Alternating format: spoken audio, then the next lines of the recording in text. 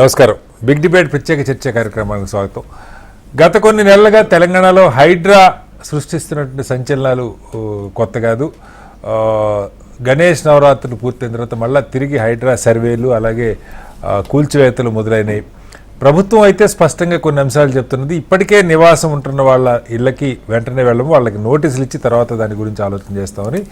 అయితే ప్రతిపక్షాలు దీన్ని ఒక రాజకీయ కుట్రగా డైవర్షన్ పాలిటిక్స్ అని చెప్పి విమర్శిస్తూ ఉన్నాయి. దీంతో పాటుగా మూసీ పరివాహక ప్రాంతాన్ని అభివృద్ధి చేయడంలో మూసీలో ఆక్రమణలు కూడా సుమారుగా 16,000 ఆక్రమణలు పేదలు కావచ్చు, లేకపోతే ఎవరు ఆక్రమించినా వాటిని తొలగిస్తాం, పేదలకి డబుల్ బెడ్రూమ్ ఇల్లు కూడా ఇస్తామని చెప్పి ముఖ్యమంత్రి మాట్లాడుతున్నారు. దీని మీద కూడా చాలామంది అసలు మూసీకి అన్ని లక్షల కోట్ల రూపాయల ఖర్చు అవుతుందా అని విమర్శ కూడా ఉంది. ఈ రెండు అంశాల మీద వాళ్ళు బిగ్ డిబేట్లో చర్చ చేపట్టారు. చర్చలో మనతో పాటు వీరయ్య గారు, ప్రముఖ రాజకీయ సామాజిక విశ్లేషకులు వీరయ్య గారు మనతో లైవ్లో జాయిన్ అవుతున్నారు. అలాగే నరేష్ గారు భారతీయ జనతా పార్టీ సీనియర్ నాయకులు, అలాగే గౌసుల శ్రీనివాస్ యాదవ్ గారు బీఆర్ఎస్ పార్టీ నాయకులు ఉన్నారు.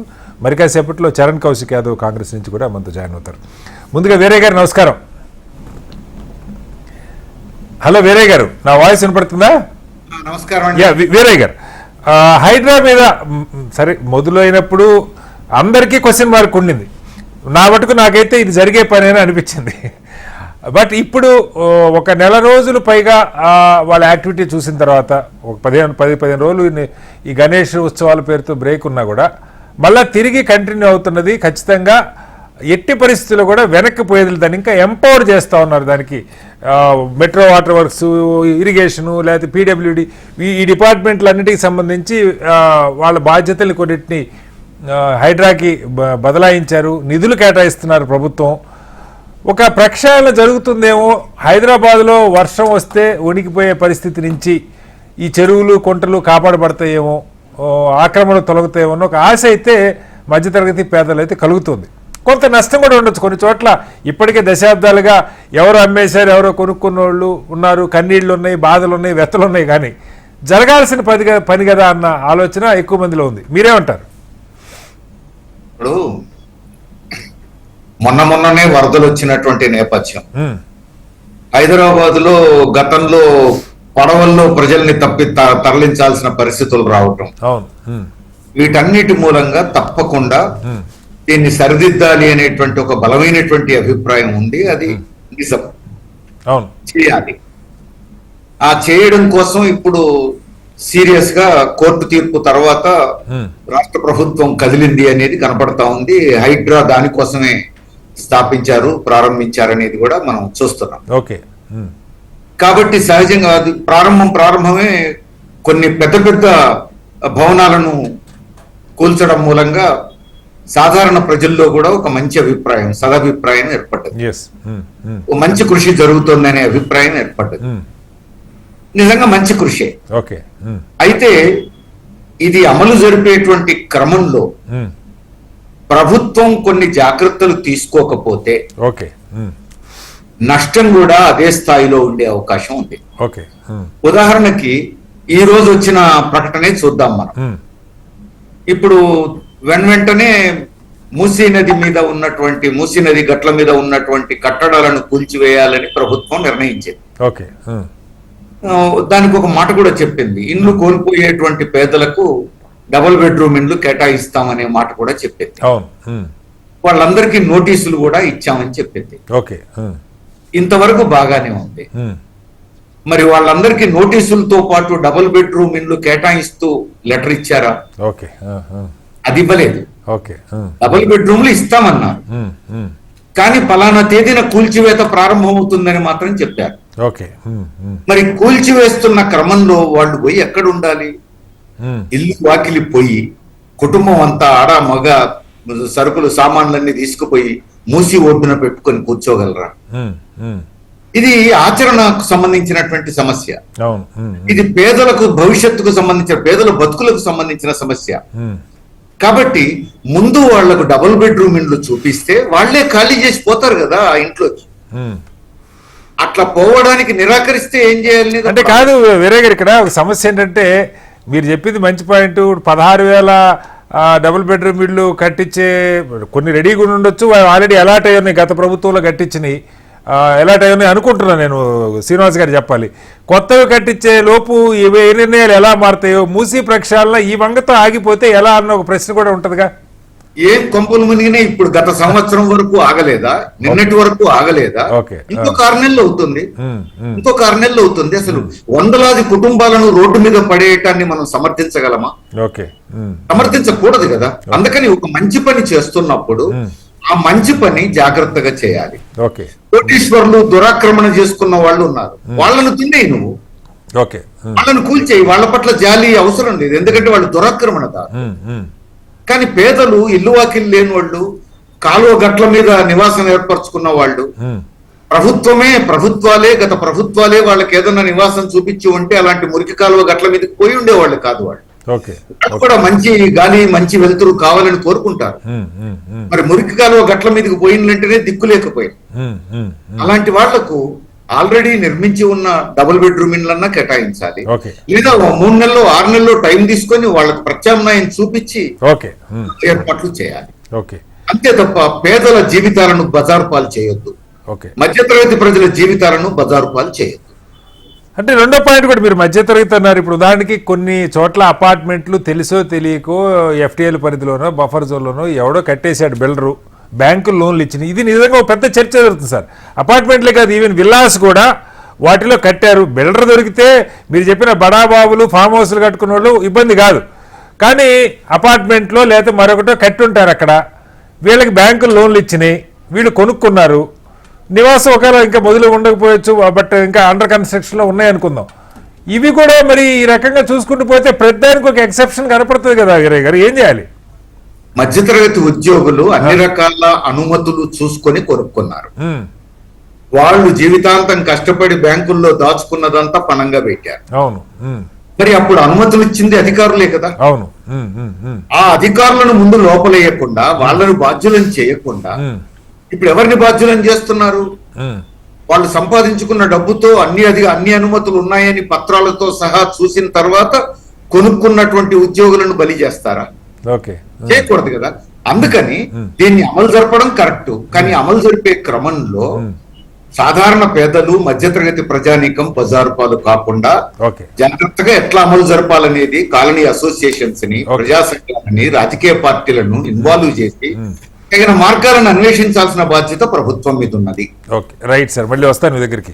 శ్రీనివాస్ గారు, సరే ముందు మనం మూసీకి వచ్చే ముందు దీని గురించి మాట్లాడదాం. సరే, మూసీకి ఇవాళే నిన్న మొన్న ఒక రివ్యూ జరిగింది. ఏం చేస్తారు, నోటీసులు ఏది ఇచ్చారంటూ ఉన్నారు, ఎంత టైం ఇచ్చారు, ఇది మాట్లాడదాం. కానీ హైడ్రాకి సంబంధించి రిపీటెడ్గా ఇది ఎప్పటి నుంచో అందరం కోరుకుంటున్నటువంటి అంశమే. గత ప్రభుత్వం స్వయంగా నాకు గుర్తుండైతే కేటీఆర్ గారే ఒకసారి చెప్పారు, వర్షాలు వచ్చినప్పుడు భారీగా మీ టెన్యూర్లో ఒక 20,000 కోట్లన్నా కావాలి, ఈ నాలాలు ఇవన్నీ క్లీన్ చేయాలంటే, కబ్జాలని ఆక్రమణలని అందరూ అనుకుంటున్నది, కొత్తదేం కాదు. సరే, మంచి వచ్చాడు. ఇప్పుడున్న ముఖ్యమంత్రి చాలా ఒక పెద్ద స్కేల్లో మొదలుపెట్టారు దీన్ని. ఇది పొలిటికల్గా డీవియేషన్ కోసం చేస్తున్నారు, హామీలు అమలు కాలేదు, సూపర్ 6 అమలు కాలేదు అంటే ఈ విమర్శలు రాజకీయంగా చేయొచ్చు, కానీ చేసేదానికి అడ్డం పట్టడం ఎంతవరకు కరెక్ట్ అన్నది? సార్, మీరు సీరియస్ జర్నలిస్టు, దాదాపు 2 దశాబ్దాలు ఉన్నారు, అంతకుముందు కొంత సామాజిక ఉద్యమాల్లో ఉన్నారు. ప్రభుత్వం ఒక పాలసీ తీసుకొచ్చినప్పుడు ఆ ప్రభుత్వం తీసుకొచ్చే పాలసీ పేద, బడుగు, బలహీన వర్గాల, మిడిల్ క్లాసు, బిజినెస్ వ్యాపారస్తులకు కూడా అనుకూలంగా జాగ్రత్తగా ఉండాలి. అది పేదవాడి జీవితాన్ని మార్చే విధంగా ఉండాలి ఒక పాలసీ. ఆ పాలసీని అందరూ కూడా వెల్కమ్ చేస్తారు, ఎవరు కూడా దాన్ని అపోజ్ చేయరు, రాజకీయ పార్టీలు కూడా అపోజ్ చేయరు. కానీ ఆ పాలసీ ఏదైతే పాలసీ తీసుకున్నావో ఆ పాలసీ పేదవాడి మీదనే దండయాత్ర చేస్తే, బలిసినోడిని కాపాడి బక్కోని మీద దాడి చేస్తే అది ప్రమాదకరమైన కన్వెన్షన్ టచ్ చేసింది తప్పించి 25 కన్వెన్షన్లు ఆడ ఉన్నాయి, 25 సంబంధించిన కార్పొరేట్ కంపెనీలు ఉన్నాయి, వాటి అందరికి నోటీసులు ఇచ్చి పేదవాడు 50 గజాలు 30 గజాలు కట్టుకున్న, మూసి నదిలో కట్టుకున్న, కుస కట్టుకున్న మీద నోటీసు లేకుండా దాడి చేసి ఎట్లా? మొత్తం చెప్తున్నా, పేదవాడు ఎవరైతే ఇప్పుడు వీరన్న చెప్పినట్టు వాళ్ళకు నోటీస్ చేయండి. ఇది దశాబ్దాల నుంచి జరిగింది, ఇది ఒక్క రోజులో జరిగింది కాదు, 5 ఏళ్ళలో 10 ఏళ్ళలో కాదు. కాంగ్రెస్ ప్రభుత్వం దాదాపు 50 ఏళ్ళు పరిపాలించింది, ఈ 50 ఏళ్లలో జరిగినది ఒక్క రోజులో అయింది కాదు. కాబట్టి 50 అయింది, 5 రోజులలో నేను దాడి చేసి మొత్తం తీసేస్తా అంటే పాసిబుల్ కాదు. కాబట్టి మేమేమంటున్నామంటే ఎవరైతే పేద, బడుగు, బలహీన వర్గాలు ఉన్నారో కడుపు చేత పట్టుకొని పట్టణంకి వచ్చి పల్లె నుంచి పట్టణంకి వచ్చి వాడు గుడిసె వేసుకున్నాడు, చెరువు శివకామో చెరువు కొసగా వేసుకున్నాం అని తెలియక వేసుకున్నాడు. అది పర్మిషన్లు ఇచ్చిండ్రు. కాబట్టి వాటిల్లో నోటీస్ ఇచ్చి వాళ్ళకు కూడా కొట్టమని అంటున్నాం. ఎవరు దీన్ని ఈ ఐడన్ బీఆర్ఎస్ పార్టీ కానీ బీజేపీ పార్టీ కానీ ఏ పార్టీ కూడా దీన్ని అపోజ్ చేస్తలేదే.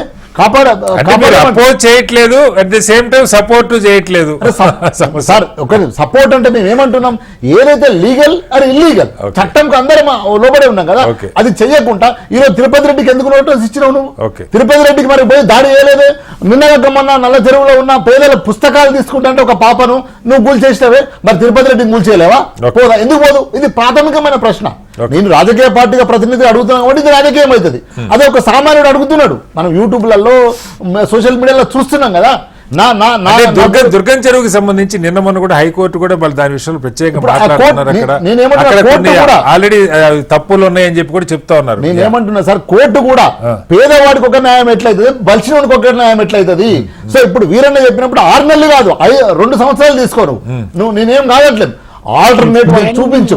తర్వాత బ్యాంక్ వాళ్ళు లోన్ ఇచ్చారు కదా, బ్యాంక్ ఇక్కడ ఉన్న మిడిల్ క్లాస్ ఎవరైతే ఉన్నాడో ఎంప్లాయీ ఉన్నాడో, రిటైర్మెంట్ ఎంప్లాయీ ఉన్నాడో వాళ్ళని కూర్చోబెట్టు, అధికారులను కూర్చోబెట్టు. వాట్ ఈస్ నెగోషియేషన్ చేయి, వాళ్ళని కాపాడాల్సిన బాధ్యత ప్రభుత్వానికి. ఈ ప్రభుత్వం వదిలేసి నేను కూల్ చేస్తాను, ఎట్లా కూల్ చేస్తావు నువ్వు? ఎట్లా ఏదైతే కబ్జా అయిందో దాన్ని సేవ్ చేయడానికి ఎవరు అపోజ్ చేస్తలేరు. ఏ ప్రభుత్వము ఏ పార్టీ కూడా అపోజ్ చేయదు. కానీ నీ క్లారిటీ ఏంది, విధి విధానాలు ఏంది? నువ్వు రాత్రిగా దాడి చేసి ఎట్లా? నేను ఏడికని పోవాలి, వర్షాలు పడుతున్నాయి, తడుస్తున్నారు. కాబట్టి ఒక లైన్ ఆఫ్ విధి విధానాలు లేకుండా ఊరికనే దాడి చేస్తాం, ఊరికనే పోయి నేను కూల కొడతా, సెన్సేషన్ లేపితే ఏం లాభం అంటున్నా నేను. సెన్సేషన్ కోసం చేస్తే రాజకీయం కాదు. సెన్సేషన్ అంటే ఆయన కార్యక్రమం ఇచ్చారు, మీడియా రోజు ఇప్పుడు కాగులుస్తున్నారు కాబట్టి మీరు నేను అందరం మాట్లాడుతున్నాం. ఒక బడా నేతలు ఒక ఎన్కన్వెన్షన్ ఉందా సార్ ఈ రాష్ట్రంలో? రాష్ట్రంలో కాదు, చాలా నేను ఒకటే సార్ ప్రాథమికమైన ప్రశ్న, ఒక్క ఎన్కన్వెన్షన్ ఉన్నదా? పల్లవరాజు గారి ఫామ్ హౌస్ కూల్చారు, చాలా కూల్చారు కదా, ఎందుకు పోలేదు? ఎవరి ఉన్నా బీఆర్ఎస్ పార్టీ ఉన్నా, బీజేపీ పార్టీ ఉన్నా, నీదున్నా నాదున్నా ఎవరిదున్నా కూర్చొని అంటున్నాం కదా. ఒక ఇన్కన్వెన్షన్ టచ్ చేసి వదిలిపెట్టి మిగతా వాటి పేదోడి మీద ఎందుకు దాడి చేస్తున్నావు? ఎందుకు పేదోడు మిడిల్ క్లాస్ మధ్యతరగతి కుటుంబం ఎందుకు దాడి చేస్తున్నావు? ఇక్కడ ఆన్సర్ లేదు. కాబట్టి డబల్ బెడ్రూమ్ ఏదైతే ఉందో నువ్వు కట్టించు, మేము కట్టించినవి ఉన్నాయి, అలొకేట్ చేసి ఉన్నాయి, అవి ఇవ్వండి, ఇంకా కట్టియండి, వాళ్ళని అక్కడికి షిఫ్ట్ చేయండి, తర్వాత దాడి చేయండి, తర్వాత కూల కొట్టండి. అంతేగాని మీరు ఓన్లీ గవర్నమెంట్ స్పష్టంగా అర్థమవుతుంది కదా సార్. ఇప్పుడు మేము అంటేనేమో రైతు బంధు లేదు, రైతు రుణమాఫీ, ఇప్పుడు అందు గురించి మీరు ఒక సార్ ప్రభుత్వం ఏ పాలసీ తీసుకున్నా రేపు మేము వస్తే మేము కూడా కొనసాగిస్తాం, బీజేపీ కూడా కొనసాగిస్తుంది. ఈరోజు రైతు బంధు పెట్టాం, ఈ ప్రభుత్వం కొనసాగిస్తుంది కదా. ఏదైతే పింఛన్లు పెట్టాం ఈ ప్రభుత్వం కొనసాగిస్తుంది కదా. ఈ పథకాలు ఏ ప్రభుత్వం కొనసాగించాలి.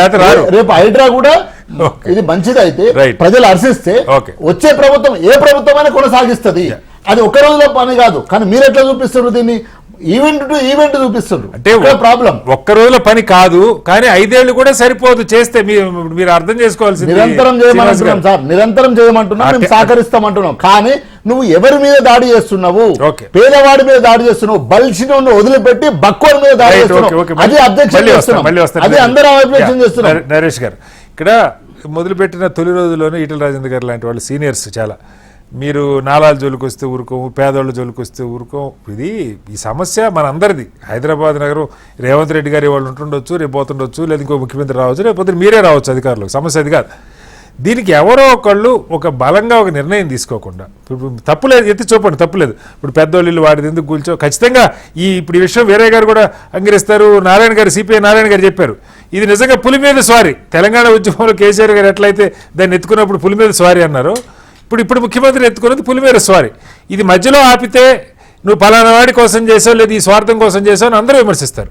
అయినా ఒక అడుగు ముందుకేసి ఒక రిస్క్ తీసుకొని ఇది ఒక ఎఫర్ట్ అయితే సీరియస్గా జరుగుతుంది.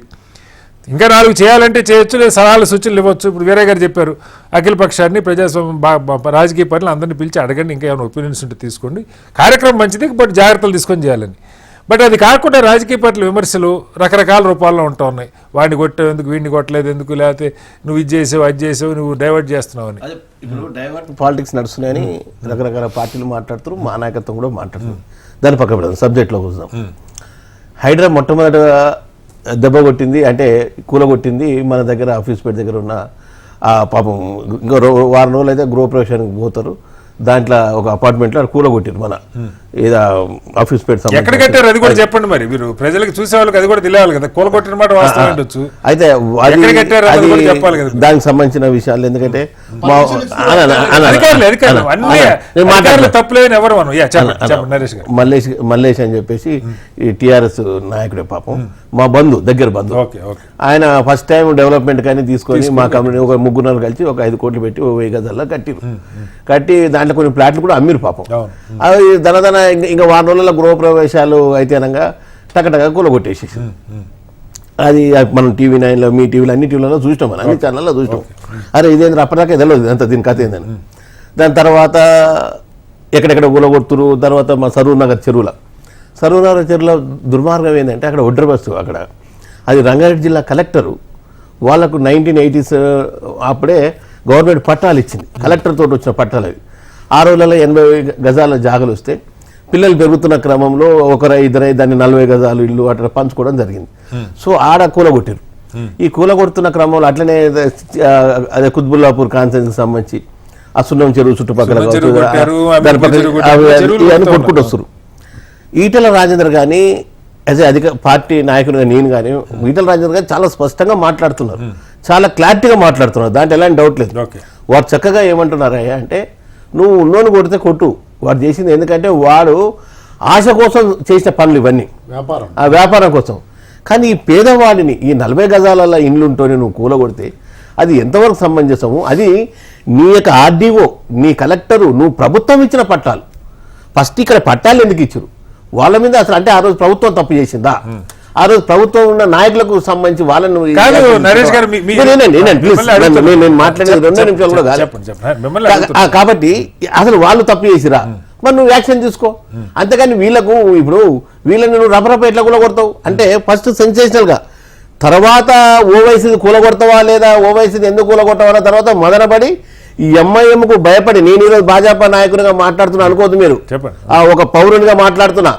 ఎందుకంటే ఎంఐఎం మాట్లాడి 24-36 గంటలు తర్జన భర్జన చేసిన తర్వాత మేము ఎవరైతే ఆక్యుపెన్సీలో ఉన్నారో వాటికి నోటీస్ ఇస్తాం, వాడిని కూలగొట్టము అని చెప్పారు. అంతకుముందు వరకు అన్ని టక కూలగొట్టారు.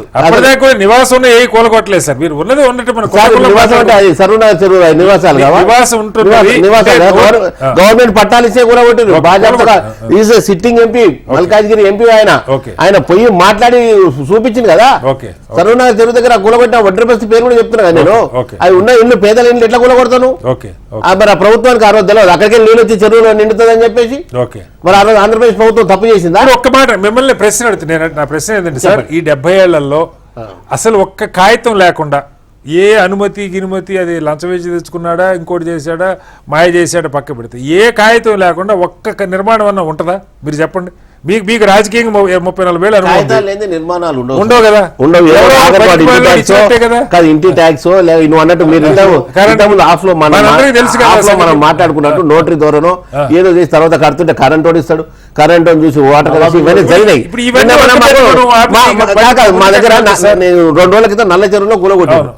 నేను ఆ కుక్కట్పల్లి ప్రాంతంలో పెరిగినోని చిన్నగా ఉన్న పంచి. నల్ల చెరువు నిజంగా నా చిన్నతనం స్కూల్లో పోతున్నారు, చాలా పెద్ద ఏరియా. చాలా బాధాకరం ఏంటంటే గత 10-15 ఏళ్ళ నుంచి కూడా గతంలో కూడా అవి రోజు రాత్రిపూట లారీలలో మట్టి పోస్తూనే చేస్తున్నాను, వానికి అమ్మారు. ఇప్పుడు కొనుక్కున్నాను. అసలు మట్టి పోసింది ఎవడు, దాన్ని అమ్మినోడు ఎవడు, దాన్ని కత్తేవాడు, అది ఎవడిచ్చిండు, వాళ్ళ ముందు క్రిమినల్ యాక్షన్ తీసుకో. నువ్వు ప్రభుత్వం నేను ఏమంటున్నా, పేదల ఇండ్లు కూలగొట్టే ముందు పేదలకు సంబంధించిన ఉంటే ఎవడైనా సరే దాన్ని అసలు తీసుకొచ్చినోడు ఎవడు, దానికి అసలు దాన్ని కబ్జా చేసినోడు ఎవడు, దానికి ఎవడు క్రియేట్ చేసిండు, అవన్నీ తీసి స్థలం కూడా ఎవడో కబ్జా పెట్టి ప్రభుత్వం ఇచ్చిన పట్టాలు. ప్రభుత్వం ఇచ్చిన పట్టాలు. ఇప్పుడు రంగనాథ్ గారు నిన్న ఒక మాట మాట్లాడుతూ ఒక ఛానల్లో మాట్లాడుతూ సున్నం చెరువులో సంబంధించిన ఒక లీడరు, ఒక ఆయన గ్యాంబ్లింగ్ మాస్టరు, ఆయనకు సంబంధించి 15-20 ట్యాంకర్లు ఉన్నాయి, ఆయన వేసిన మనుషులు ఇండ్లు కాబట్టి మేము కూలగొట్టినాము, వాళ్ళు ఒరిజినల్ నిర్వాసితులు కాదు, అంతా క్రియేటెడ్ సినిమా సెట్టింగ్స్ అని చెప్పిండు. అవి ఎంత వాస్తవం ఏందని నిజ నిర్ధారణ కమిటీని పంపాలి. నువ్వు వర్షంలో ఆయన చెప్పిండు, అక్కడ ఉన్న వాళ్ళేమో మొత్తుకుంటున్నారు. ఇంకా దుర్మార్గమైన విషయం నీకు చెప్తా. నేను నల్ల చెరువుకు సంబంధించి నేను చూస్తే మేము వాడ దగ్గర నుండి చూస్తున్నాం.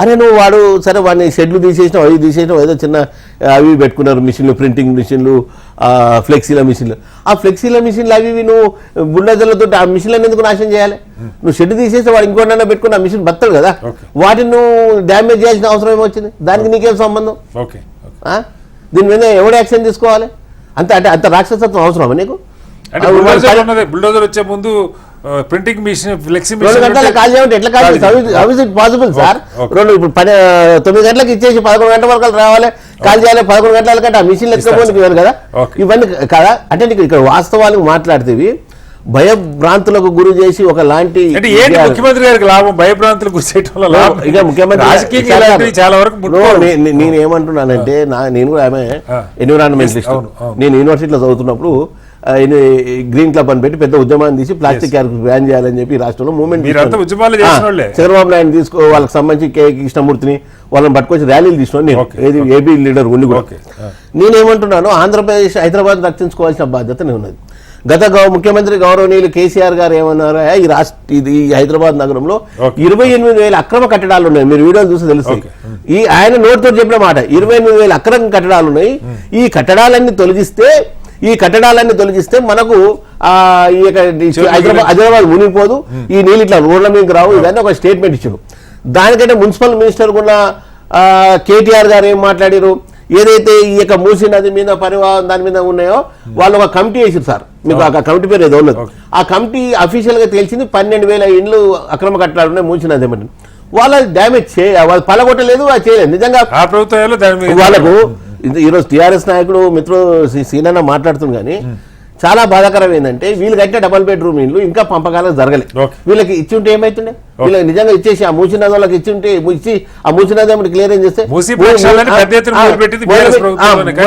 ఏం చేయలేదు సో హంగామా మాటలు తప్ప సో ఈయన కూడా హంగామా ఆర్మాటలు తప్ప ఇప్పుడు దాన్ని చేసిన ఆఫీసర్ ని ఇప్పుడు మూసికి సంబంధించిన ఒక ఆఫీసర్ ని ఏదైతే జిహెచ్ఎంసీ కమిషనర్ ఉందో ఆమెకు ఒక డ్యూటీ ఇచ్చారు ఆమె ఆ సబ్జెక్ట్ లో పోయి 6 నెలలు స్టడీ చేయకుండా మళ్ళీ దీంట్లో తీసుకొచ్చారు సో ఆఫీసర్లను మారుస్తూ ప్రభుత్వం సో దాని మీద ఒకరికి అబ్బాయి చెప్పినాడు ఇప్పుడు రంగనాథ్ గారు ఎట్లా చెప్పినావు దాని మూసికి ఒక ఆఫీసర్ అనేసి దానికి టాస్క్ ఫోర్స్ పెట్టి మనతో చరణ్ కౌశిక్ యాదవ్ కూడా జాయిన్ అయ్యారు చరణ్ గారు నమస్కారం నమస్కారం సార్ నమస్కారం చరణ్ గారు మీరు మాట్లాడే ముందు మీరే ఆన్సర్ చేయాలి హైడ్రా పనితీరు గురించి డిబేట్ చరణ్ గారు మీరు విన్నారంటే ప్రభుత్వం తలపెట్టిన హైడ్రా మంచిదైనా తగిన జాగ్రత్తలు తీసుకోకుండా ముందుకెళ్తే ముఖ్యంగా పేదలు నివాసం ఉంటున్నవి 40 గజాలు 50 గజాలు నాలాల మీద మరి వాళ్ళు కబ్జా పెట్టారా ఎవడన్నా కబ్జా పెట్టి వాళ్ళకి అమ్మాడా ఈ ప్రభుత్వ అనుమతులు ఏదో ఒక కాగితం కరెంటు బిల్లు ఇంకొకటో ఏదో ఒకటి ఉంటుంది అక్కడ ఓ రిజిస్ట్రేషన్ ఉంటుంది లేదా నోటరీ అయినా ఉంటుంది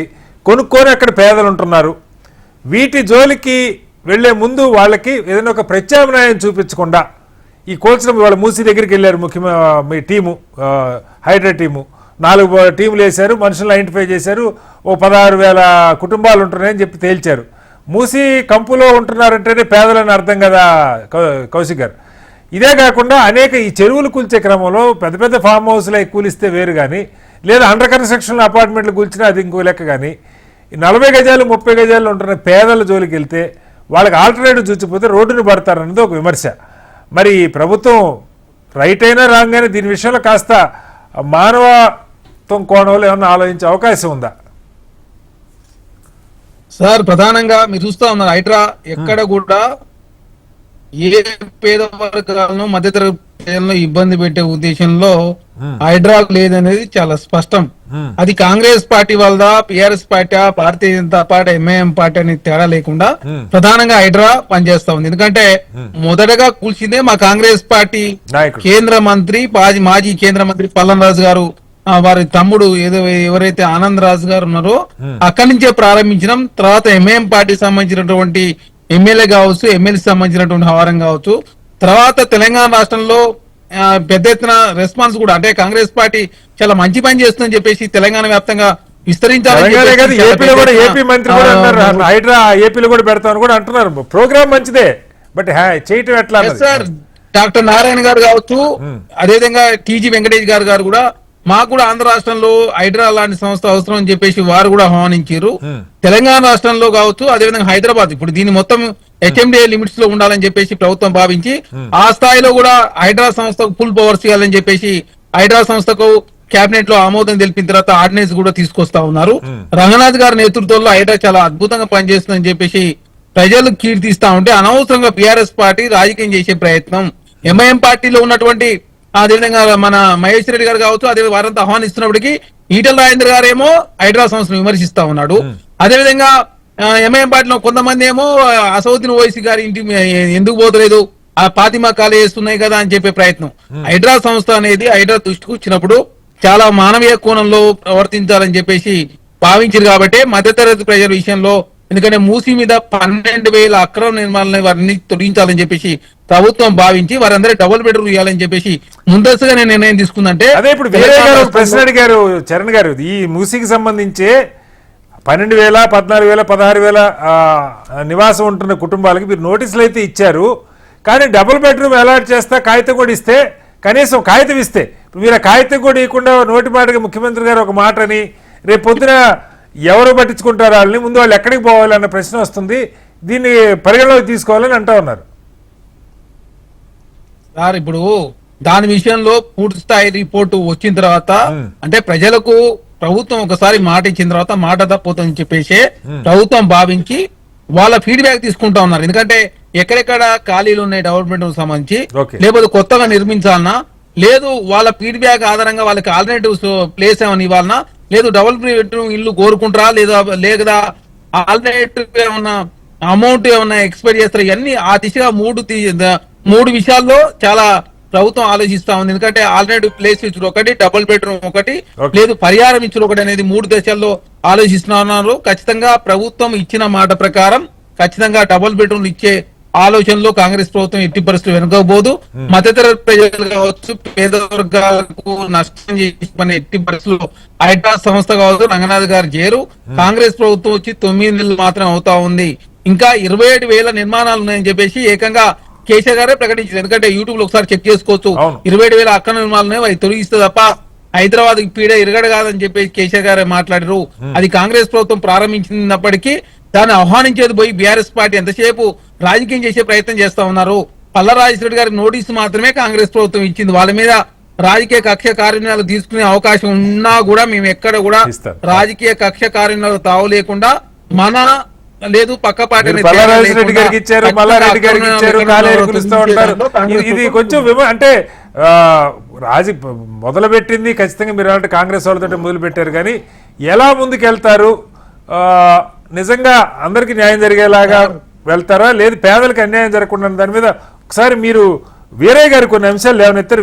వీరయ్య గారు, చరణ్ కౌశిక్ ఉన్నారు, మీరు చెప్పండి ఏ రకంగా ముందుకెళ్తే బాగుంటుంది ప్రభుత్వం. మీరు వెల్కమ్ చేస్తున్నారు కానీ కొన్ని ప్రికాషన్స్ తీసుకోవాలి అని చెప్తున్నారు, చెప్పండి. వీరయ్య గారు మ్యూట్లో ఉన్నారు సార్. ఇప్పుడు కాంగ్రెస్ నాయకులు ప్రభుత్వం మాట మీద నిలబడుతుందని, ముఖ్యమంత్రి గారు స్పష్టమైన వాగ్దానం చేశారని, మాట ఇచ్చారని, ప్రత్యామ్నాయ ఏర్పాట్ల కోసం ఆల్టర్నేటివ్స్ వెతుకుతున్నారని చెప్పారు. ఇదంతా మంచిదే. మాటలు చేతలుగా మారేది ఎప్పుడు అనేది ఒక ప్రశ్న, వాగ్దానాలు అమలయ్యేది ఎప్పుడు అనేది ఒక ప్రశ్న. మాటలు చేతలుగా మారుతాయి, వాగ్దానాలు అమలు జరుగుతాయని కూడా గట్టి మాటలు కూడా చెప్పొచ్చు. కానీ ఇది సమస్య అలాంటిది కాదు. పేదలు 16,000 కుటుంబాలు, నేను మళ్ళీ మూసినే ఉదాహరణ తీసుకుంటా, ఎందుకంటే పచ్చి గబ్బు వాసన కొట్టేటువంటి గట్టు మీద నివసిస్తున్నటువంటి పేదలు కాబట్టి అదే అప్రోప్రియేట్ ఎగ్జాంపుల్. 16,000 మందిని రేపో మాపో కూల్చేస్తామని అంటే ఆ కుటుంబాలన్నీ ఎక్కడ పోయి ఉండాలి? ఆ మూసీ నదిలో పడి చావాలా? మూసీ గట్టు మీద వణుకుతూ ఉండాలా? ఏమిటి? అందుకని ఇప్పుడు మాట ఇవ్వడానికి సంబంధించిన సమస్య కాదు. ఆ కుటుంబాలు మీరు ఇండ్లు కూలగొట్టేటప్పుడు తట్టా బుట్ట అన్ని బయటికి తెచ్చుకొని ఎక్కడ పెట్టుకోవాలి? వాళ్ళు ఎక్కడ నివసించాలి? నేనేమంటున్నా, ఇప్పటికే నిర్మితమై ఉన్న డబుల్ బెడ్రూమ్ ఇండ్లు వాళ్లకు కేటాయించండి. మీరు పలానా ఇంట్లోకి పలానా తేదీలోకి పోండి అని చెప్పండి, వాళ్ళు పోవాలి, పోతారు. అప్పుడు మీరు కూల్చేయచ్చు. అదేమీ లేకుండా, లేదా ఒక 3 నెలల తర్వాత 6 నెలల తర్వాత మీ ఇల్లు కూలగొడతాం, ఈ లోపల మీకు ఫలానా చోట ఇల్లు నిర్మిస్తున్నామని చెప్పండి. ఇప్పుడు వాళ్ళని మానసికంగా ప్రిపేర్ చేయండి. అన్న డేట్ ప్రకారం మీరు ఇల్లు నిర్మించండి. అదే ఇల్లా లేకపోతే స్థలమా లేదా ప్యాకేజీ, ఆయన పరిహారం 3 రకాలు చెప్పారు నిజంగా వాళ్ళ ఛాయిస్. స్థలము ప్యాకేజీ కూడా వాళ్ళని ఆదుకోజాలదు కదా. పేదలకు స్థలం ఇస్తే వెంటనే వాళ్ళకి ఇల్లు కట్టించేది ఎవరు?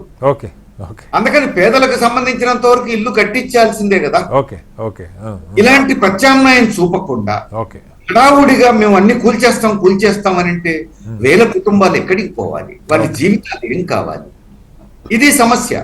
రెండవది నీకు చెప్పదలుచుకుంది, మధ్యతరగతి ఆహ్వానిస్తున్నారు అని చెప్పేసి అంటున్నారు.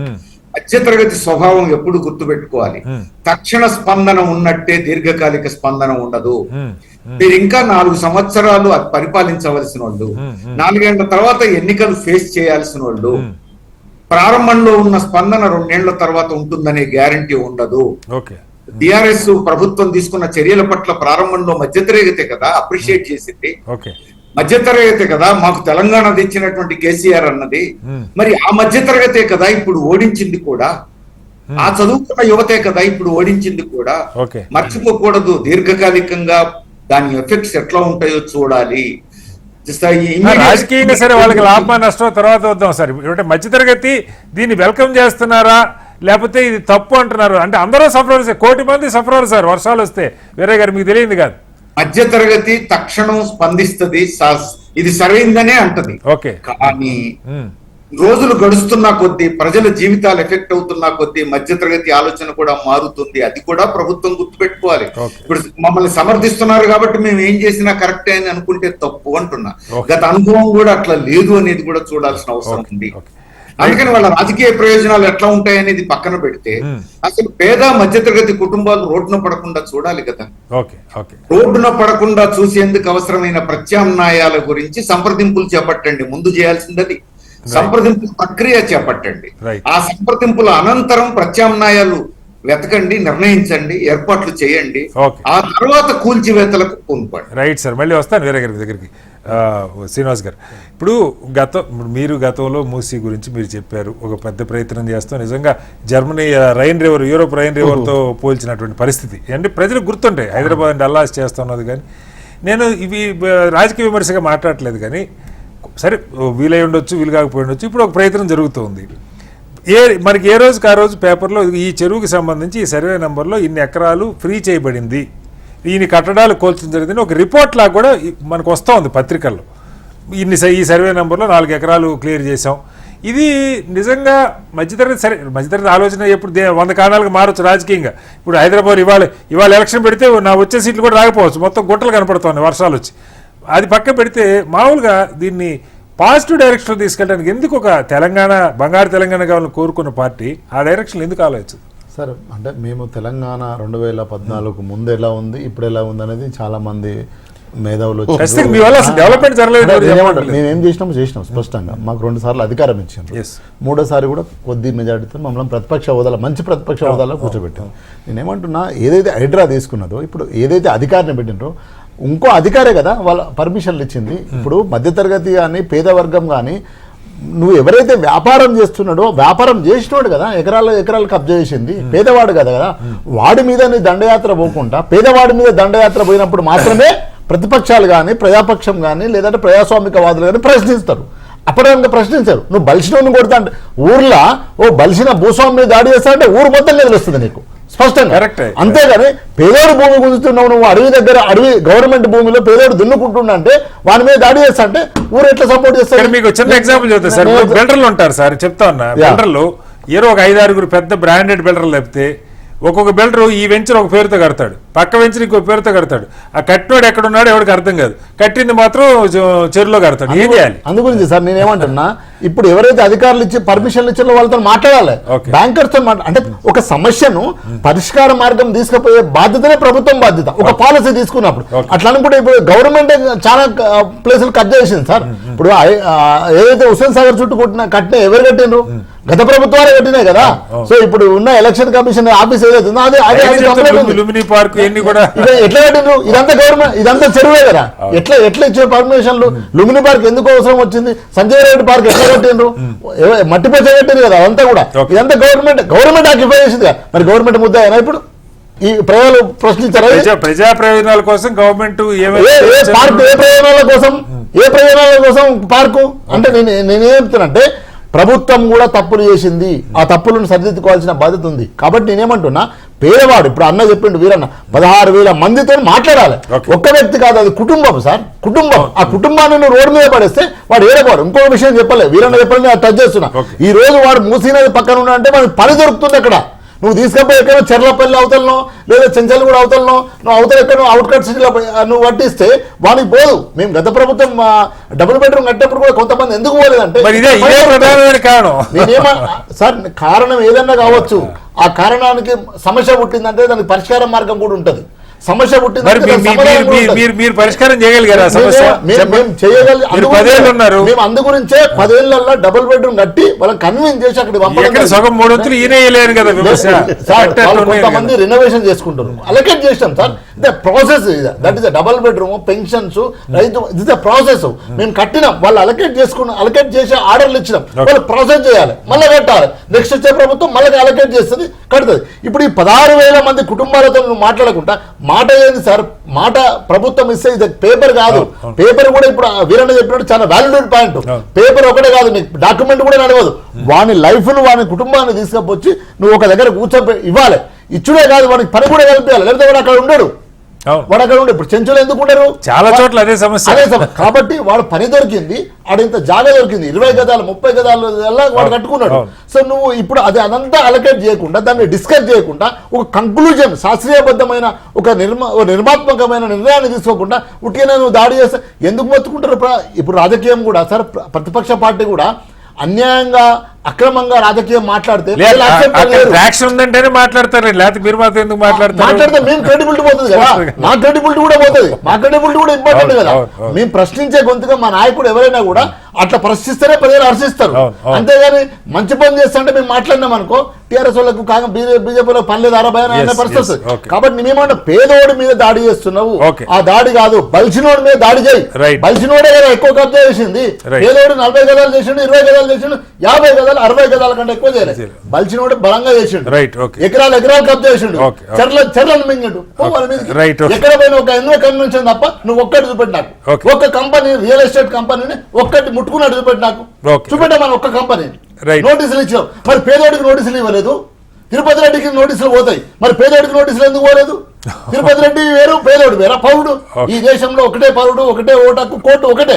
తిరుపతి రెడ్డికి నోటీసులు పోతే ఆగుతుంది, మరి పేదోడికి ఎందుకు పోలే? నిన్న ఎందుకు వాడు ఉసురు దాగిపోతుంది? ఎందుకని ఆ తల్లి ఒక మాట ఎందుకనే వాళ్ళసి వచ్చి మన అందరం విన్నాం కదా, మా ఉసురు దాగిపోతారు అని. ఈ మాట ఇల్లు పోయినప్పుడు పేద తల్లే కాదు, 3 కోట్లు 4 కోట్ల విల్లాలకు వచ్చిన వాళ్ళు కూడా అదే మాట మాట్లాడారు. శ్రీనివాస్ గారు మీరు చూస్తే నేను లోన్ పెట్టి కొనుక్కునే మాట్లాడతారు. ఎవడైనా పోతే అదే పేదోడైనా ఉన్నోడైనా మధ్యతరగతి అయినా వాడికి ఒక పరిష్కార మార్గం చూపెట్టాలి. అధికారులే ఇచ్చిండ్రు, ప్రభుత్వాలే ఇచ్చినాయి. అది అది అది అది కంక్లూజన్ చేయకుండా నా ప్రశ్న అదే. మీ ప్రభుత్వం 10 ఏళ్లలో బోల్డ్ మంది నాయకులు, రాజకీయ నాయకులు కూడా అయ్యారు, పార్టీలలో చేరి అధికారులు. కాదని కాదు, మనకి ఏ పార్టీలన్నా కానీ నేనేమంటా సార్, ఏ అధికారైనా, మా పార్టీ అయినా, మా పార్టీ అధికారంలో ఉన్నప్పుడు పనిచేసిన అధికారం ఈ టేక్ డిసిషన్, పనిష్మెంట్ ఇవ్వండి. మేము కూడా రెడీ అంటున్నాం కదా, మేమేం పారిపోము కదా. అధికారిని పనిష్మెంట్ ఇవ్వండి. 6గురిని అరెస్ట్ చేసి 6గురికి కేసులు వేసినారు, 7 వాళ్ళు వీలేనా పర్మిషన్లు ఇచ్చింది? ఇప్పుడు ఒక అతను మాట్లాడండి, మీరు వింటే నిర్మాణం కూలగొట్టడం 1 నిమిషం అండి, కూలగొట్టడం కట్టడం చాలా కష్టం, చాలా రోజులు పడతాయి, అన్ని డాక్యుమెంట్స్ ఉన్నాయి నా దగ్గర, కానీ నేను కూల్ చేసిందని చెప్పిండు. నిజంగానే అలాగే ఉంటాయి. ఇప్పుడు ఆ బాధ, ఆక్రోశం ఎవరికైనా. నా దాకా మధ్యతరగతి అన్నారు కదా, అన్న ఒక మాట మిస్ అయ్యాడు. మధ్యతరగతి వాడు ఎలా ఉంటాడంటే వాడి దానికి వస్తే తప్ప వాడు రియాక్ట్ కాదు. అంతే కదా, సహజంగా వాడి దాకా మంచి పని చేసి అంటాడు. అందు గురించి నేనేమంటున్నా, ఒక నిర్మాత్మకమైన ఒక విధి విధానాలు పెట్టుకొని ఒక ఇది లాంగ్ రన్ ప్రోగ్రామ్ సార్. రాత్రికి లాంగ్ రన్ అంటే ఎప్పుడు కావాలి? మీరు 10 ఏళ్లలో మీరు మొదలుపెట్టి ఏది కాలేదు కదా మాట్లాడారు. హైదరాబాద్ చేయగలిగారా మీరు? నేను అడుగుతాను, వర్షాలు వస్తే హైదరాబాద్ కొనుక్కొని చేయగలిగారా? మిమ్మల్ని అడిగితే మళ్ళీ నేను ఏమంటున్నా, మీరు చేసిన ప్రోగ్రామ్ ఏదైతే తీసుకున్నది ఉందో అది the going on continuation program. 16,000 కుటుంబాలను ఒక రాత్రి మూసీ కాకుండా చెర్లలో ఉన్న వాళ్ళు కూడా వాళ్ళే కదా.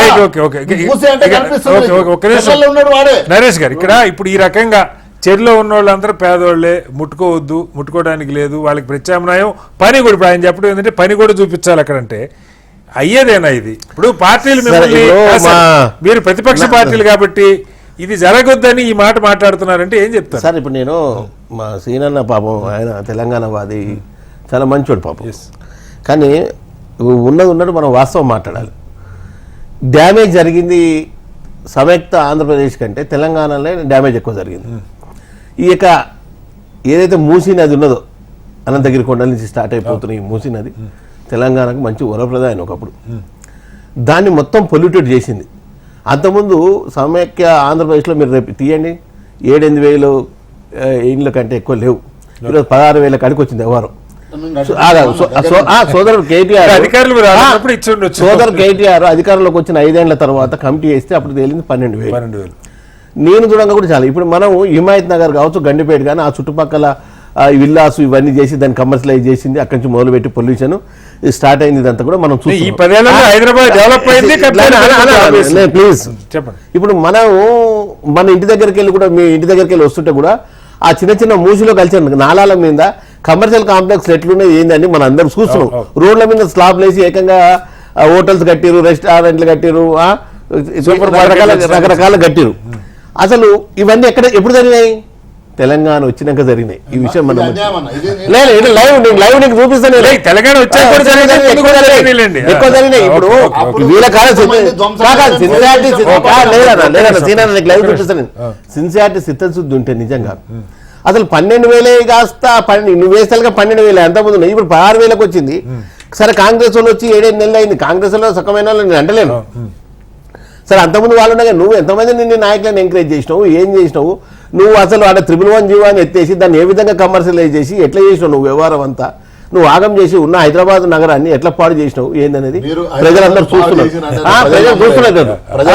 డెవలప్మెంట్ ఒక తెలంగాణలో జరగలేదండి. దేశం మొత్తం డెవలప్మెంట్ అయింది, ప్రపంచం మొత్తం డెవలప్మెంట్ అవుతుంది. నువ్వు మాట్లాడుతుంటే నేను రాలే. ఎందుకంటే ఇక్కడ మున్సిపల్ మినిస్టర్ ఉన్న కేటీఆర్ గారు చాలా అంటే చాలా తప్పిదాలు చేసిండు. ముమ్మానికి నేను ఛాలెంజ్ చేసి చెప్తున్నా. నేను he was my best friend. నాకు ఒకప్పుడు బ్యాచ్మెంట్ నాకు. నేను ఈరోజు కూడా చెప్తున్నా ఆయన నాకు చాలా మంచి వ్యక్తి, అట్లేం కాదు. కానీ ఆయన సరే ఆయన తెలిసి చేసినా తెలియక చేసినా కానీ ఈ యొక్క మూసినది అమ్మటి మటుకు ఎంక్రోచ్మెంట్స్ అక్కడక్కడ నాయకులు చేస్తే చూడకుండా ఉండడం ఒక పెద్ద తప్పిదము. దీన్ని ఈ రోజు వీళ్ళు మాట్లాడుతుంటే నేనేమంటున్నా, నిజంగా మీలో చిత్తశుద్ధి ఉంటే, టీఆర్ఎస్ ప్రభుత్వానికి చిత్తశుద్ధి ఉంటే అయ్యా కొంపెల్లి దగ్గర కట్టిన డబుల్ బెడ్రూమ్ ఇల్లు కావచ్చు, ఓఆర్ఆర్ ఎమ్మటి ఇంకా రకరకాలుగా ఉన్నాయి. నువ్వు కట్టి 7-8 ఏళ్ళు అవుతున్నాయి అన్న. వాటికి ఆత్మేషన్స్ లేవు, కిటికీలు ఊడిపోయి తలుపులు. నువ్వు నీలో చిత్తశుద్ధి ఉంటే నువ్వు ఎందుకు వంచలేదు? అంటే కొందరికి ఇస్తే ఇంకా కొంతమంది ఓట్లు వేయరేమో రానోడు, ఈ భయం. ఏం భయమా? ప్రజలకు సేవ చేయాలనుకున్నప్పుడు నిజంగా ఎవడైతే నీడున్నాడో పేదలో పూరున్నాడో నిజంగా నివాసం అసలు రైతుండే కదా. డబుల్ బెడ్రూమ్ల గురించి మాట్లాడతారు, సిగ్గేస్తుందండి. ఓ కేంద్ర మంత్రి వచ్చి మీరు ఎక్కడ డబుల్ బెడ్రూమ్ కట్టినంటే చెప్పలేని పరిస్థితి. నాకు ఒకటి ఇప్పుడు కాగితం ఇందాక మీరే చెప్పారు, ఏ కాగితం లేకుండా ఏ నివాసం ఏ కట్టడం ఉండదు. అది అధికారి ఇచ్చిండా పైసలు తీసుకొని ఇచ్చిండా అన్నది మనకు తెలుసు. పెద్దోడికే కాగితం, పెద్దోడి దగ్గర ఇంకా 4 కాగితాలు ఉంటాయి, చిన్నోడి దగ్గర 1 కాగితం ఉండొచ్చు. దీన్ని మొదలుపెట్టిన తర్వాత కోర్టులు కూడా వీటిని మేము స్టేలు ఇవ్వమని చెప్పి స్పష్టంగా చెప్తున్నాయి సార్. ఏమైనా కోర్టుకి కాగితం తీసుకొని పరిగెత్తినా కూడా స్టేలు ఇవ్వని చెప్తా ఉన్నాయి. అంటే దీనిలో పెద్ద ఎత్తున ఒక ధైర్యంగా ప్రభుత్వం చేస్తుంది అంటే సర్వే నంబర్లు, బఫర్ జోన్లు అంత జియోగ్రఫికల్ మ్యాపింగ్ చేసుకొని మరీ చేస్తున్న నేపథ్యంలో వీటిని పేదలు మరీ కటిక పేదలు 20 గజాలు 30 గజాలు ఉన్నోళ్ళని గురించి మనం మాట్లాడితే వేరు. కానీ మధ్యతరగతి కూడా కలపాలి, అపార్ట్మెంట్ కూల్చొద్దు, లోన్లు వచ్చినాయి అంటే పని అవుతుందా అన్నది నా ప్రశ్న. పని కాదు సార్, ఒక ఎక్స్టెండ్ పోవాల్సిందే, బట్ టైం ఇవ్వాల్సిందే. దానికి సంబంధించి బిఫోర్ వాళ్ళ మీద నువ్వు కూల్చగొట్టే ముందు, యాక్షన్ తీసుకునే ముందు దాన్ని అసలు కట్టిన బిల్డర్ ఎవరు, వాని అనుకున్న నాయకుడు ఎవరు, వానికి ఉన్న పర్మిషన్ ఇచ్చిన ఆఫీసర్ వాళ్ళందరూ ముందు ఇమీడియట్ కేసులు చేయి. నువ్వు కేసులు చేస్తే కదా వ్యవస్థ మారేది. నువ్వు కేసులు చేయకుండా కూలగొడితే వాడేది. రేపు ఇంకోటి రేపు కాంగ్రెస్ పార్టీలో కూడా ఈ గవర్నమెంట్ ఇది అయితే మళ్ళీ మొదలు పెడతారు. పర్మిషన్ ఇవ్వాలంటే చెమటలు రావాలి, వాడు ఫిజికల్ ఇన్స్పెక్షన్ చేయాలి. టౌన్ ప్లానింగ్ ఆఫీసర్ ఎందుకున్నారు, దానికి సంబంధించిన ఆఫీస్ కమిషనర్లు ఎందుకున్నారు, డిప్యూటీ కమిషనర్లు ఎందుకున్నారు, సంతకాలు ఎందుకు పెడుతున్నారు? ఈరోజు పెద్ద పెద్ద జోనల్ వ్యవస్థలు అయినాయి. ఈ జోనల్ ఇన్ని జోనల్ వ్యవస్థలు పెట్టి ఒక ఐఏఎస్ స్థాయి ఆఫీసర్ నువ్వు జోనల్ కమిషనర్ పెట్టినప్పుడు Okay. వీళ్ళంతా చెక్ చేసుకోవాల్సిన బాధ్యత లేదా? ఓకే ఈరోజు ఎంత ఎంత విధ్వంసం జరిగింది ముమ్మారి చెప్తున్నావు. ఈరోజు నేను ఛాలెంజ్ చేసి చెప్తున్నా, Okay. ఈరోజు తీస్తే అన్ని పొలిటికల్ పార్టీలు తీస్తే నా నీ అని లేకుండా మా వాళ్ళు ఉండొచ్చు, అన్ని పార్టీలు ఉంటారు, వాళ్ళ పరిస్థితులు. మెజారిటీ ఆఫ్ ది ఈ 10 ఏళ్లలో మెజారిటీ ఆఫ్ ది వాళ్ళు ఈ Telangana right okay TRS controversy. కానీ ఒక్కసారి చరణ్ భాయ్, చరణ్ గారు ఒక్కటి చెప్పండి. ఇప్పుడు మీ మీద వస్తున్న విమర్శ ఏంటంటే 6 అధికారులను చూపించారు పర్మిషన్ ఇచ్చిన వాళ్ళని. ఇప్పుడు ఈ 1000 కట్టడాలు 27,000 కట్టడాలైనా ప్రతి అక్రమ కట్టడం వెనక ఎవడో ఒక అధికారి ఉన్నాడు. కనీసం ఒక 100-200 మంది తేల్తారు. వీళ్ళని ముట్టుకోకుండా ఒక 6 నోటీసులు ఇచ్చి వాళ్ళని సస్పెండ్ చేశామంటే రేపొద్దున మళ్ళీ వాళ్ళే సంతకాలు పెడతారు. ఏం కాదు మన జోలికి రారు, ఎంప్లాయీస్ అంటే భయపడతారు అన్న ఇది ఉంది. వాళ్ళని వదిలేసి లోన్లు ఇచ్చిన బ్యాంకులు వదిలేసి కరెంట్ కనెక్షన్ ఇస్తారు, వాటర్ కనెక్షన్ ఇస్తారు, పర్మిషన్ ఇస్తారు. ఇవన్నీ ఇచ్చిన తర్వాత బీఆర్ఎస్ పెట్టుకోమని ప్రభుత్వాలు ఇస్తా ఉంటే కూలిస్తే ఎట్లా అన్న ప్రశ్న వస్తుంది. ఏం చెప్తారు సార్? ఇక్కడ ప్రధానంగా ఇప్పుడు ఏదైతే 6 మీద చర్యలు తీసుకున్నారో చట్టం ప్రకారము పర్మిషన్లు ఇచ్చినటువంటి వ్యక్తులు వాళ్ళు. మిగతా ఏదైతే కట్టడాలు తొలగించినామో అక్కడ డూప్లికేట్ డాక్యుమెంట్ క్రియేట్ చేసి ఆ పత్రాలు ఉన్నట్టుగా చూపిస్తూ నాలా కనెక్షన్ కావచ్చు, కరెంట్ కనెక్షన్ కావచ్చు, అదేవిధంగా ఈ 2 తీసుకొని అప్పుడు మున్సిపల్ ట్యాక్స్ కట్టే ప్రయత్నం జరిగింది. Okay. దానిలో భాగంగా ప్రభుత్వం చాలా స్ట్రిక్ట్ గా వ్యవహరిస్తాం సార్. ప్రభుత్వాన్ని అప్రిషియేట్ చేసేది పోయి భారతీయ జనతా పార్టీ ఏమో అసౌద్దీన్ ఓవైసీ గారితో ఎప్పుడు తీస్తారని వాళ్ళు, భారతీయ జనతా బీఆర్ఎస్ వాళ్ళు ఏమో మా మల్లారెడ్డి గారి జోలికి రావద్దు, మా పల్లరాజరెడ్డి గారి జోలికి రావద్దు, మా మర్రిరాజరెడ్డి జోలికి రావద్దు వాళ్ళు. అంటే ఇక్కడ తెలంగాణ రాష్ట్రంలో కాంగ్రెస్ ప్రభుత్వం ఒక మంచి నిర్ణయం తీసుకుంది. రేవంత్ రెడ్డి గారి ప్రభుత్వం వచ్చి 9 నెలలు మాత్రమే అవుతుంది. ఈ 9 నెలల్లో మంచి అద్భుతమైన నిర్ణయం తీసుకుని చెప్పేసి స్వాగతించేది పోయి అనవసరంగా చిన్న చిన్న మీరు చెప్పింది సర్వే నెంబర్లు మార్చి దొంగ సర్వే నెంబర్లు దొంగ డాక్యుమెంట్లు పెట్టి తీసుకుని కొన్ని ఉంటాయి. బట్ అది కాకుండా కూడా అడ్డగోలుకి ఇచ్చినవి కూడా ఉన్నాయి కదా సార్. ఇక్కడ 2 ఉన్నాయి సార్. సార్ ఇక్కడ ఏమైంది సార్ అంటే ల్యాండ్ ఏమో FTL బఫర్ జోన్ లో ఉంటది, కానీ వాళ్ళు చూపించినట్టు పర్మిషన్లు వేరే ల్యాండ్ వేరే సర్వే నెంబర్ వేసి ఇక్కడ కన్స్ట్రక్షన్ చేసిరు కాబట్టి అన్ని రకరకాల సమస్యలు ఉన్నాయి సార్. దాని లోతులోకి వెళ్తున్నప్పుడు రకరకాల సమస్యలు బయటకు వస్తా ఉన్నాయి. దీన్ని అనవసరంగా ప్రజల మధ్య గందరగోళం క్రియేట్ చేసి ఒక మంచి కాజ్ తో హైదరాబాద్ రక్షించాలని పక్కా 100% ఏ రకం ఫోర్జెడ్ డాక్యుమెంట్స్ లేదంటే ఫాల్స్ డాక్యుమెంట్స్ పెట్టినాయి అంటారు. పేదల వాటి జోలికి పోవట్లేదు అంటారు, అంతేనా సార్? ఇప్పుడు ఇక్కడే సార్ ఒక 4 తప్పులు ఉంటాయి. తప్పులు చేసే 4 తీసే క్రమంలో పేదవాళ్ళు ఉన్నప్పుడు కూడా తొలగించే ప్రయత్నం. ఎందుకంటే పక్కన తీసిన తర్వాత ఈ పక్కన తీయకపోతే కూడా కరెక్ట్ కాదు కదా సార్. కాకపోతే పేద మధ్యతర ప్రజలకు కాంగ్రెస్ ప్రభుత్వంగా వాళ్ళకి ల్యాండ్ ఇచ్చినా కూడా ఎస్సీ ఎస్టీలకైతే 6 లక్షల రూపాయలు ఇందిరా మిల్లు కట్టియాలని, మిగతా వర్గాలు అయితే 5 లక్షల రూపాయలు ఇవ్వాలని రకరకాల వేళ్లలో ఆలోచిస్తున్నారు. మా కాంగ్రెస్ పార్టీలో చాలా మంది అధికార పక్షం ప్రతిపక్షం ఉంటది, ఆ పార్టీలో నాయకులే ప్రశ్నిస్తుంటారు. అరే మేము ఇట్లాంటి నిర్ణయం సాహసోపేతమైన నిర్ణయం కాంగ్రెస్ ప్రభుత్వం తీసుకుంది, రేవంత్ రెడ్డి గారు తీసుకురు, చాలా బలంగా నిలబడని చెప్పే ప్రయత్నం చేయకుండా తిరుపతి రెడ్డి గారు అంటున్నారు సార్. తిరుపతి రెడ్డి గారు ఇంటి చుట్టూ ఎన్ని ఉన్నాయి సార్? మీరు మిగతా తిరుపతి రెడ్డి గారే కనపడరు. ఆ చుట్టూ ఉన్నటువంటి 120 ఇండ్లు ఉన్నాయి, అవి గుర్తురావి. తిరుపతి రెడ్డి గారు ఫస్ట్ తీసేయని చెప్పే ప్రయత్నం. అంటే ఇక్కడ రాజకీయ కక్ష కార్యాలు తావు లేకుండా తన మన అనే భేదం లేకుండా అందరికీ ఒకే విధంగా వ్యవహరించి దీని భవిష్యత్తులో హైదరాబాద్ కావచ్చు, HMD కావచ్చు, తెలంగాణ వ్యాప్తంగా ఇట్లాంటి పరిస్థితి రావద్దని చెప్పి కాంగ్రెస్ పార్టీ కోరుకుంటా ఉంది. మీరు చూస్తున్నారు సార్, రీసెంట్ గా వరంగల్, మైబాద్, ఖమ్మంలో తెలంగాణ 10,000 కోట్ల రూపాయల నష్టం జరిగింది సార్. ప్రాణ నష్టం జరిగింది, ఆస్తి నష్టం జరిగింది. రేపు భవిష్యత్తులో ఇట్లాంటి జరగొద్దని చెప్పి కాంగ్రెస్ పార్టీ కోరుకుంటుంది. దానిలో భాగంగా మేము విమర్శలు కూడా చేస్తలేం సార్. చేస్తున్న పని తప్పని ఎవరంటే, కాకపోతే కటిక పేదలు ఉన్న దగ్గర ఇప్పుడు మూసీ గురించి ఇందాక వీరయ్య గారు కూడా చెప్పారు. కంపు కొట్టుకుంటున్న దానిలో దశాబ్దాలుగా అసలు మనం ఒక్క క్షణం బ్రిడ్జి దాటాలంటేనే ముక్కు మూసుకునే పరిస్థితి. అలాంటి చోట 20 ఏళ్ళ నుంచి 10 ఏళ్ళ నుంచి 30 ఏళ్ళ నుంచి ఉంటున్న వాళ్ళు ఉన్నారు. వాళ్ళని కనీసం అలాంటి కేసెస్ కటిక పేదలు ఉన్న దగ్గర కాస్త చూసి వాళ్ళకి ఆల్టర్నేటివ్ అరేంజ్ చేశాక కోల్చమనేది ఒక పాయింట్ సార్. మీరు ఏం చెప్తారు ఈ విషయంలో? మీరు చూడండి సార్, ఇప్పటివరకు ఇంకా మూసీ మీద ఎలాంటి అక్రమ నిర్మాణాలు తొలగించలేదు.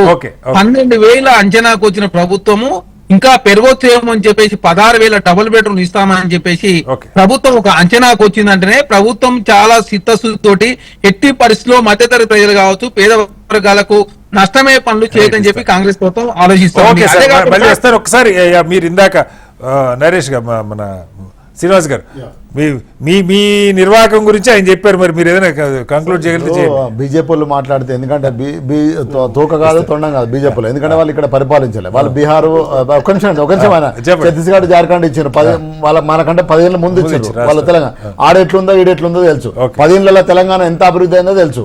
వాళ్ళది నెత్తి కాదు కత్తి కాదు, వాళ్ళు ఏదైనా మాట్లాడతారు. నేనేమంటున్నా అంటే ఇప్పటికైనా ఏదైతే పేదవాడి ఇండ్లు కూలుస్తున్నారో వాళ్ళకి 100% నోటీసులు ఇవ్వడం కాదు, డిస్కస్ చేయాలి. తర్వాత ఇచ్చిన అధికారులు ఎవరైతే ఉన్నారో వాళ్ళ బలిసినోని మీదకి పోతారు, బలిసినోని మీదకి పోకపోతే ప్రజలు హర్షించరు. కాబట్టి అటువైపు పోవాలి, బక్కోని కొడితే ఊరుకోలేదు. చెప్పండి. టిఆర్ఎస్ చిత్తశుద్ధి అంతా మనంతా చూసినాం. అయ్యప్ప సొసైటీలో రాజకీయ ప్రయోజనాల కోసం, ఆర్థిక ప్రయోజనాల కోసం ఓట్లు వేయించుకుని స్థలాలు సొంతం చేసుకున్నారు. వాళ్ళ నీ కాన్సెన్సే కదా, లైవ్ కదా. మొత్తంగా ప్రభుత్వం చేపడుతున్నటువంటి హైడ్రా ఉద్దేశం మంచిదైనా ప్రభుత్వం రాజకీయాలకు అతీతంగా చేస్తున్నప్పటికీ పేదల విషయంలో కాస్త నోటీసులు ఇచ్చి వాళ్ళకి ప్రత్యామ్నాయాలు చూయించి ముందుకెళ్లాలని కోరుకోవాలి. ఇది ఒక్క రోజులో అయ్యేది కాదు, సెన్సేషన్ కోసం కాకుండా ఒక దీర్ఘకాలిక ప్రణాళికలాగా నిరంతరం జరగాల్సిన అవసరం ఉంది. దీన్ని ఇప్పటికే ఇతర రాష్ట్రాలు కూడా వెల్కమ్ చేస్తున్నాయి. అయితే ఇక్కడ సక్సెస్ అన్నది కూడా చాలా ఇంపార్టెంట్ కావాలి. ఇది మొదలుపెట్టి ఆగిన పరిస్థితి ఉండకూడదు, అధికార దుర్వినియోగం అన్న మాట రాకూడదు. అలాగే కూల్చివేతతో పాటుగా దానికి అనుమతులు ఇచ్చిన అధికారుల మీద కూడా కఠినమైనటువంటి చర్యలు ఉండాలని కూడా వక్తలు కోరుకుంటున్నారు. చర్చలో పాల్గొన్న వీరయ్య గారికి, అలాగే చరణ్ కౌశిక్ యాదవ్ గారికి, నరేష్ గారికి, శ్రీనివాస్ గారికి ధన్యవాదాలు. ఇది వాళ్ళ బిగ్ డిబేట్. రేపు మరో మళ్ళీ కలుద్దాం. అందరూ నమస్కారం. సెలవు.